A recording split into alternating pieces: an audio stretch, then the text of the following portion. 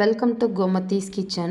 நம்ம இன்றைக்கி பார்க்க போகிறது பொங்கல் ஸ்பெஷல் கிராமத்து டேஸ்ட்டில் பழக்காய் குழம்பு எப்படி செய்யலாங்கிறது தான் பார்க்க போகிறோம். கோமதிஸ் கிச்சனை சப்ஸ்கிரைப் பண்ணாதவங்க சப்ஸ்கிரைப் பட்டனை ப்ரெஸ் பண்ணுங்கள். உடனுக்குடனே அப்டேட் பண்ணணும்னா பக்கத்தில் இருக்க பெல் பட்டனை மறக்காமல் ப்ரெஸ் பண்ணிக்கோங்க. இந்த கிராமத்து பழக்காய் குழம்பு செய்கிறதுக்கு, அதாவது புளிக்காய்க்கு செய்கிறதுக்கு இது மாதிரி ஒரு மண் சட்டி எடுத்துட்டோம் அப்படின்னா அந்த வாசனை ரொம்பவே நல்லாயிருக்கும். பொங்கலுக்கெல்லாம் புது பானை தான் யூஸ் பண்ணுவாங்க. இதில் 1.5 டேபிள் ஸ்பூன் அளவுக்கு எண்ணெய் சேர்த்துருக்கிறேன். எண்ணெய் சூடானதுக்கு அப்புறமா கொஞ்சமாக கடுகு, வெந்தயம், உளுத்தம்பருப்பு போட்டு பொரிய விட்டுருக்கேன். கூடவே கொஞ்சம் தாளிப்பு வடகமும் செவக்க விட்டுக்கலாம். இதில் ஒரு சின்ன கட்டி பெருங்காயம் போட்டு பொரிய விட்டுருங்க. அப்படி இல்லைன்னா ஒரு 1/4 டீஸ்பூன் அளவுக்கு பொடி பெருங்காயம் சேர்த்துட்டு அதையும் பொரிய விட்டுடலாம். இதில் நல்லா ஒரு கொத்து கருவேப்பிலை இலைகள் அதிகமாக சேர்த்து பொரிய விட்டுருங்க. ஒரே ஒரு காஞ்ச வரமிளகாவும் கிள்ளி போட்டு செவக்க விட்டுக்கலாம். இதில் 10லேருந்து 15 சின்ன வெங்காயம் இதில் சேர்த்து அது நல்லா ஒரு கண்ணாடி பதம் வர அளவுக்கு வதக்கிக்கலாம். இதில் கொஞ்சம் உப்பு போட்டு வதக்கணும் அப்படின்னா நமக்கு சட்டுன்னு வதங்கி வந்துடும். இப்போ இதில் ஒரு சின்ன சைஸில் 2 தக்காளி சேர்த்து அதை நல்லா குழைவாகிற அளவுக்கு வதக்கிக்கலாம். இந்த அளவுக்கு தக்காளி வதங்கினதுக்கு அப்புறமா 1/4 டீஸ்பூன் அளவுக்கு மஞ்சள் தூள், 1 டேபிள் ஸ்பூன் அளவுக்கு கொத்தமல்லி தூள், 1 டேபிள் ஸ்பூன் அளவுக்கு மிளகாய்த்தூள், வீட்டில் அரைச்ச குழம்பு பொடி அப்படி இல்லைன்னா சாம்பார் பொடி ஒரு 2 டேபிள் ஸ்பூன் அளவுக்கு சேர்த்துக்கோங்க.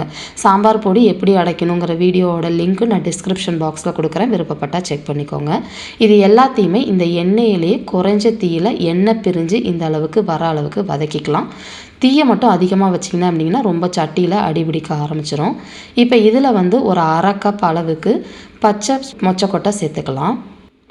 இதிலே பார்த்திங்கன்னா நாட்டு காய்கறிகள், அதாவது பரங்கிக்காய், பூசணிக்காய், அவரைக்காய், கத்திரிக்காய், அதே மாதிரி சக்கரவள்ளி கிழங்கு, இதெல்லாம் உங்களுக்கு என்ன நாட்டு காய்கறிகள் கிடைக்குதோ அது எல்லாமே சேர்த்துக்கலாம். முக்கியமாக கேரட்டு, பீன்ஸு, இந்த மாதிரி இங்கிலீஷ் காய்கறிகள்னு சொல்லுவாங்க இல்லையா, அதெல்லாம் சேர்க்கக்கூடாது பொங்கலை பொறுத்த வரைக்கும். இது எல்லாத்தையுமே இந்த தக்காளி வெங்காய மசாலாலேயே நல்லா வதக்கிட்டு இப்போ இதுக்கு தேவையான அளவு உப்பு, 1 டேபிள் ஸ்பூன் அளவுக்கு கல் உப்பு சேர்த்துருக்கிறேன். இப்போ எல்லாம் நல்லா கொஞ்சம் நேரம் வதங்கினதுக்கு அப்புறமா 2 கப் அளவுக்கு தண்ணி ஊற்றி இதை மூடி வச்சு காய்கறிகள் வேகிற அளவுக்கு வெயிட் பண்ணிக்கலாம். இப்போ பார்த்திங்கன்னா காய்கறிகள் ஓரளவு நல்லா வெந்ததுக்கு அப்புறமா புளித்தண்ணி ஊற்றிக்கலாம். முதல்லையே நம்ம புளித்தண்ணியை ஊற்றினோம் அப்படின்னா காய்கறிகள் வேகாது. அதனால் வெந்ததுக்கு அப்புறமா ஒரு சின்ன எலும்புச்சம்பளம் அளவுக்கு புளி எடுத்து இதில் சேர்த்துக்குவோம். நல்லா இந்த அளவுக்கு கரைச்சிட்டு 1 கப் அளவுக்கு தண்ணி ஊற்றிருக்கிறேன். ஊற்றி எல்லாம் கலந்துட்டு இப்போ புளியோட பச்சை வாசனை போய் நம்ம போட்டிருக்கிற எண்ணெயெல்லாம் நல்லா பிரிஞ்சு வரட்டும்.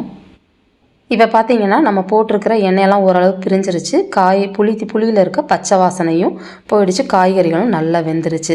இப்போ பார்த்திங்கன்னா சக்கரைவள்ளி கிழங்குலாம் நல்லா சாஃப்டாக வெந்துருச்சு பாருங்கள். இந்த சமயத்தில் கடைசியாக கொஞ்சம் போல் வெல்லம் சேர்த்துக்கிட்டோம் அப்படின்னா போட்டிருக்கிற புளிக்கு இதுக்கெல்லாம் டேஸ்ட் உங்களுக்கு என்ஹான்ஸ் பண்ணி காட்டும். சப்போஸ் உங்களுக்கு போட பிடிக்கல அப்படின்னா இந்த ஸ்டெப்பை அவாய்ட் பண்ணிக்கோங்க. இது எல்லாத்தையும் நல்லா கலந்துட்டு கொஞ்சம் கருவேப்பிலை, கொத்தமல்லி இலைகள் போட்டு நம்ம அடுப்பை ஆஃப் பண்ணிட வேண்டியதான். ரொம்ப சுவையாக செய்யக்கூடிய பொங்கல் குழம்பு, அதாவது பழக்காய் குழம்பு, சில பேர் இதை புளிக்காய் கூட சொல்லுவாங்க.